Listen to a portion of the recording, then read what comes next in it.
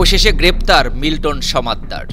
মানব সেবার নামে কথিত প্রতিষ্ঠান খুলে প্রতারণার অভিযোগে child and old age care আশ্রমের এই চেয়ারম্যানকে গ্রেপ্তার করেছে গোয়েন্দা পুলিশ ডিবি।